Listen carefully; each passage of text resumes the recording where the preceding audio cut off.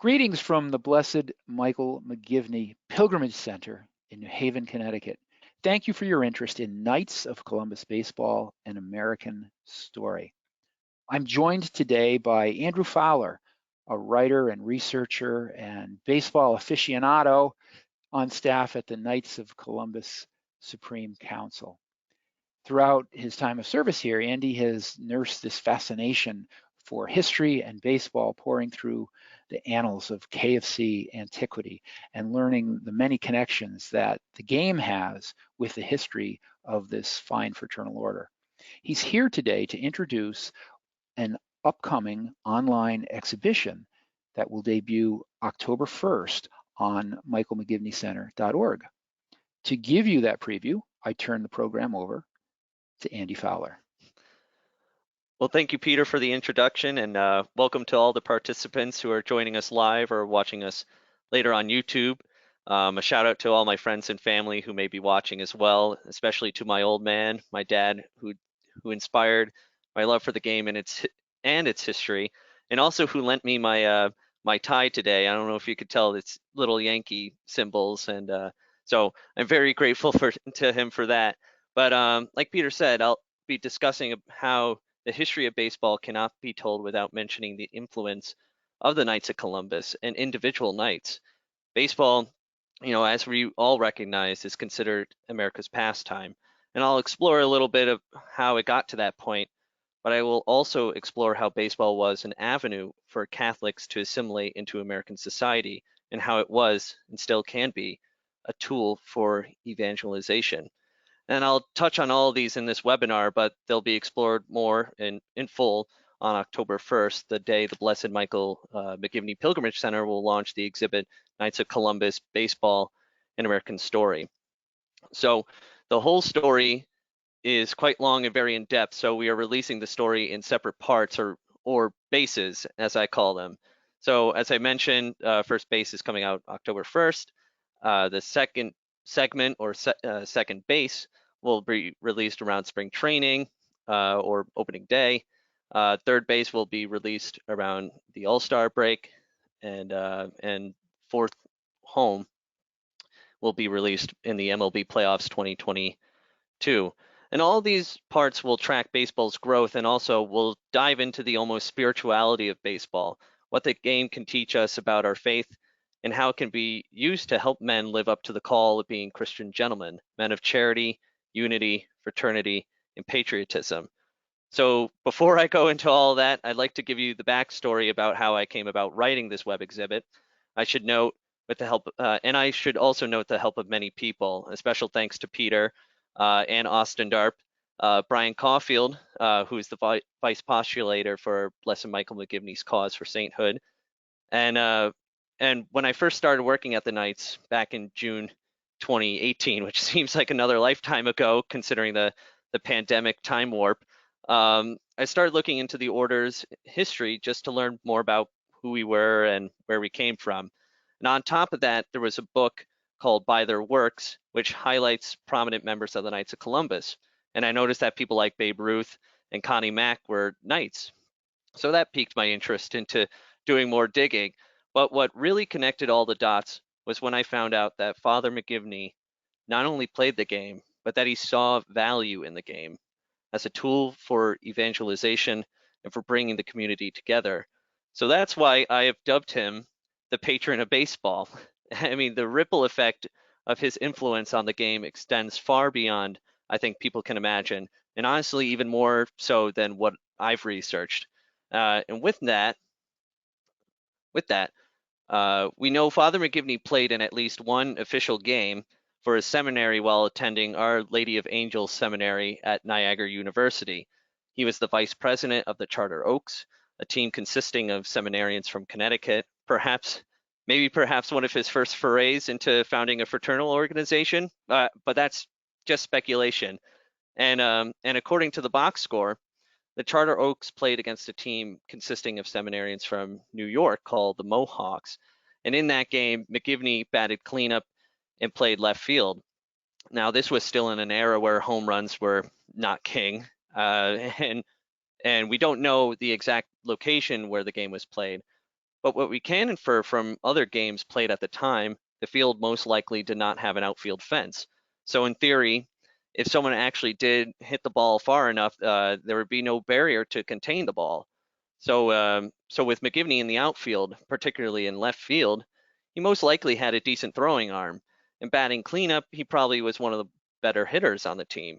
And he ended up scoring 3 runs that day. But there's no account of how many hits he had or RBIs. I mean, that stat wasn't tracked at this period in time. It wouldn't be for another like few decades.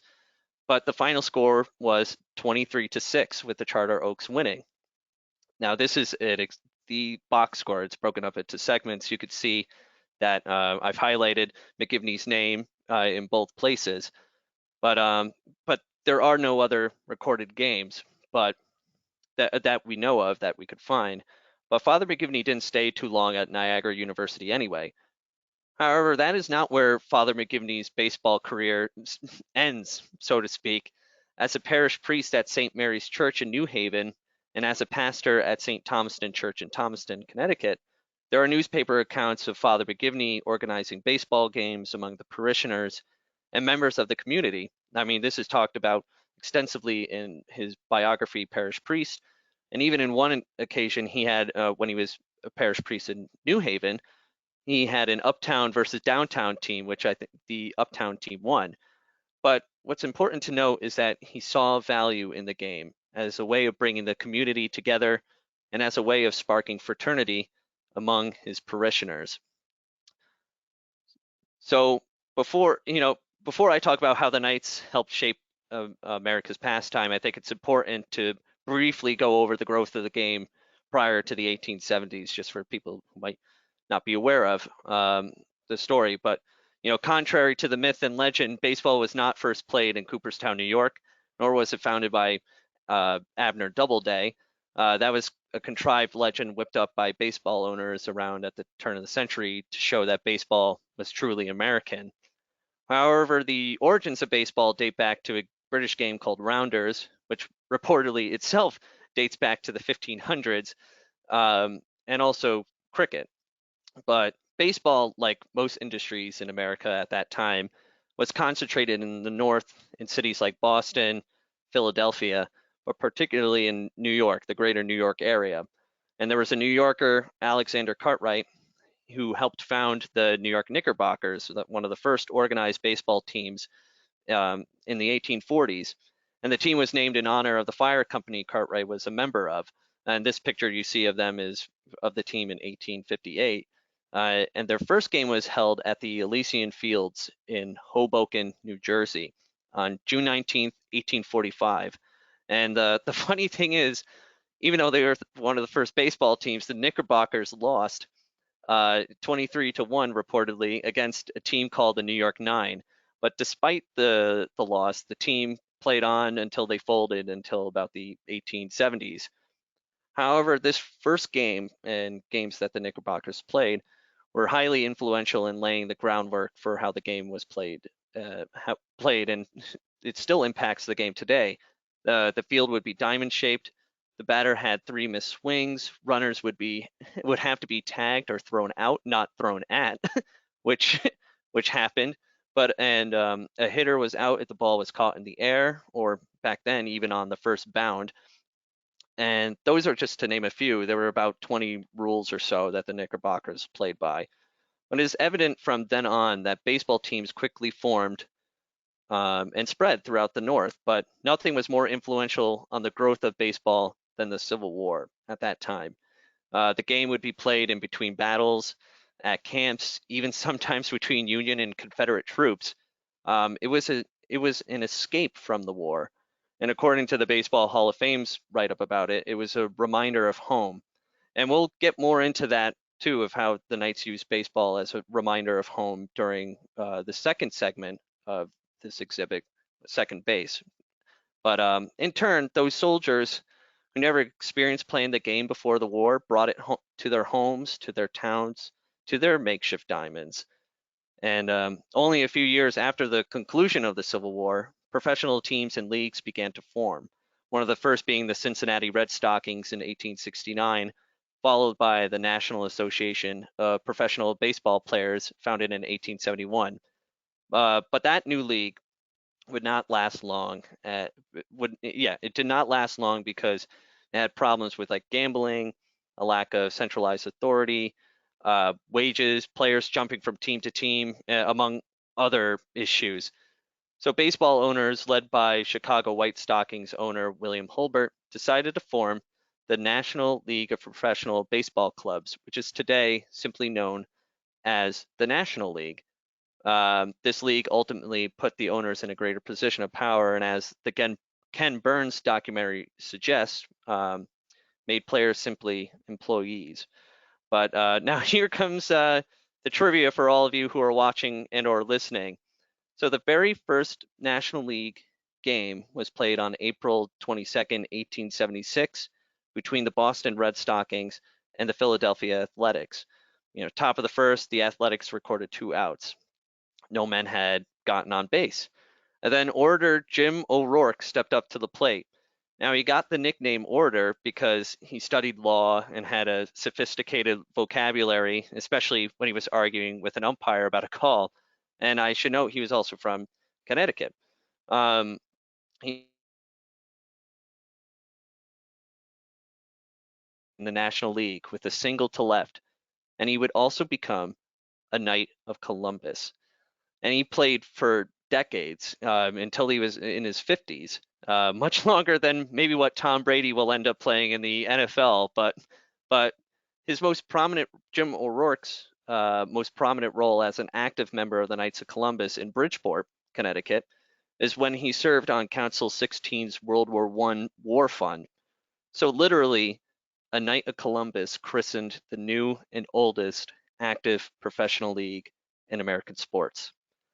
Now, throughout the 19th century, baseball teams of doctors, firemen, lawyers, coal miners, association, clubs, you name it, these groups and others like them formed their own baseball teams. And the Knights of Columbus was no different. Now, one of the order's principles is about fraternity, but that doesn't just pertain to the local community or council, but to the Knights of Columbus as a whole. I'm a brother knight to someone in the Philippines, in Canada, Mexico, South Korea, wherever we are active. But at the turn of the 20th century, that outward fraternity wasn't as established as it is today, simply due to, improved communications like transportation and so on. And so it should be noted at this time, and at the time of the order's founding, Catholics were not held in high esteem. They were seen as papists, loyal only to Rome. And because of that perception, Catholics often lacked the opportunities to rise in society, especially economically. And Catholic men took the hardest working, most dangerous jobs that they could and often died as a result of those jobs. It's the primary reason why Father McGivney founded the Knights of Columbus in the first place, to provide a safety net to those Catholic families who are now without a father or without a breadwinner, in essence, to keep the family Catholic. But baseball was an avenue for assimilation. It was America's pastime at this point. It was dubbed that by 1882. And Catholics wanted to be viewed as patriotic Americans. So what did they do? They formed baseball leagues. And these leagues also served the purpose of promoting inter-council fraternity, sometimes even traveling across state lines. The first mentions of baseball in Columbiad, which was the Knights of Columbus magazine prior to Columbia, which was founded in 1921. It's riddled with evidence of teams from different cities playing against each other.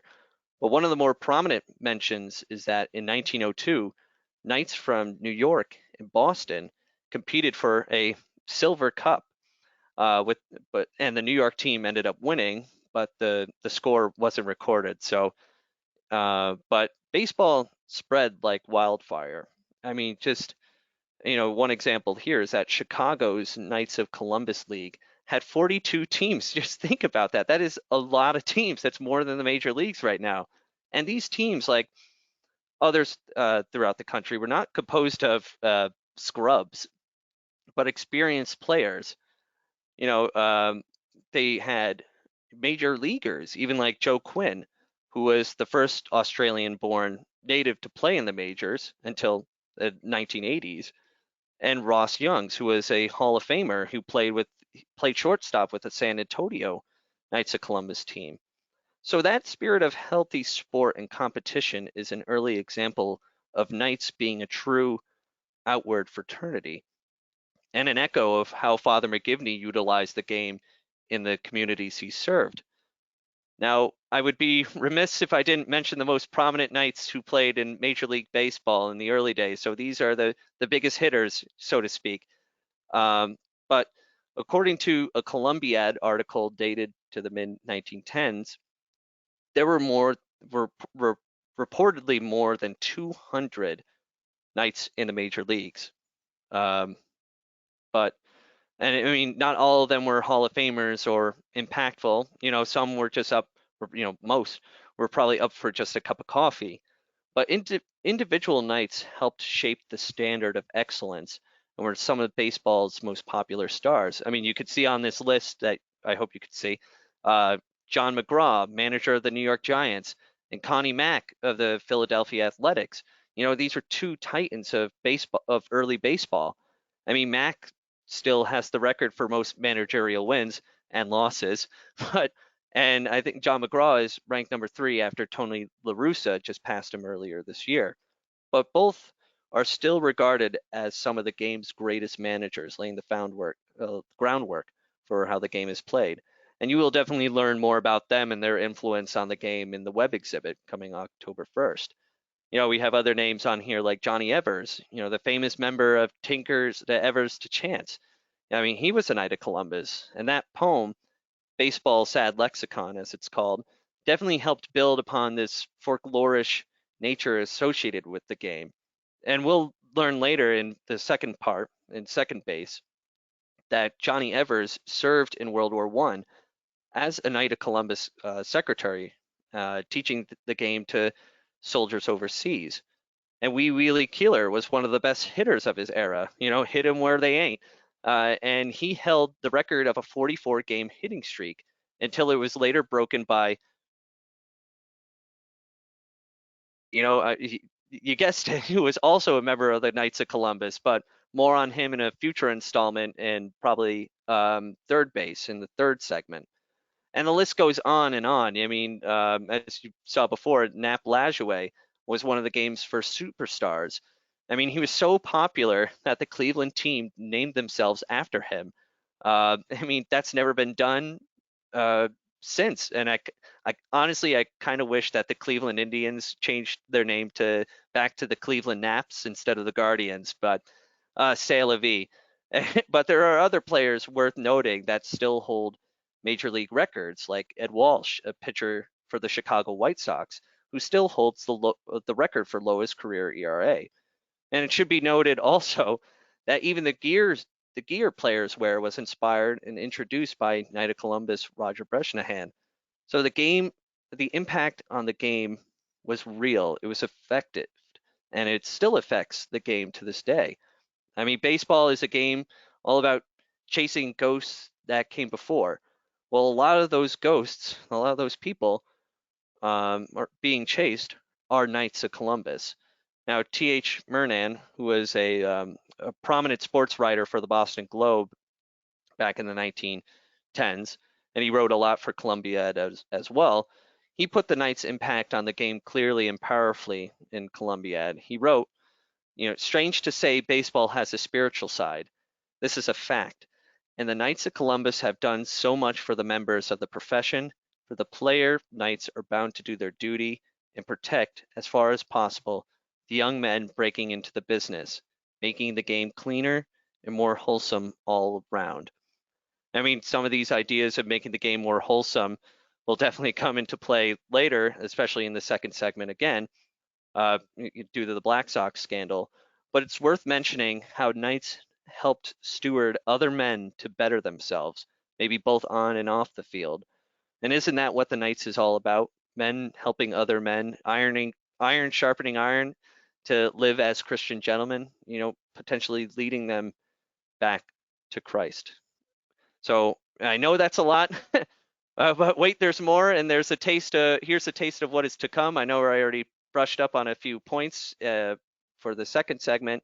We're going to talk a lot about World War One, the Knights' effect on the game during the First World War, the Black Sox scandal. Like, where did the Knights of Columbus fall on that? You'll be surprised, and also about how one of the most revolutionary athletes in American sports ever was a Knight of Columbus, Babe Ruth. So with that, I hope you enjoy the exhibit. I hope you get a lot out of it. It was fun to write. It was fun to research. But with that, I'll end my my baseball ramblings. But just thank you for all for listening and for watching. Andrew, thank you so much for your presentation. We look forward to this wonderful online exhibit that's going to debut, as you noted, October 1st, Friday, October 1st, michaelmcgivneycenter.org. And for the future installments, this is first base, you said second, third, and home are ultimately to follow during the next baseball season. It's going to be exciting. I can tell you that I am a multi-season veteran of the Knights of Columbus Softball League at Council 2809, Prince George's Council in College Park, Maryland. So I've enjoyed a great deal of fraternity and can attest to the fact that the game is still alive and well, even to the modern day. Thanks, Father McGivney. Father McGivney, pray for us, right? Pray for us. To all of you watching, we thank you. We hope that you'll come back on October 1st to see the show and share it with others, and look for more presentations like this as we move forward in the exhibition. Until then, God bless. God bless.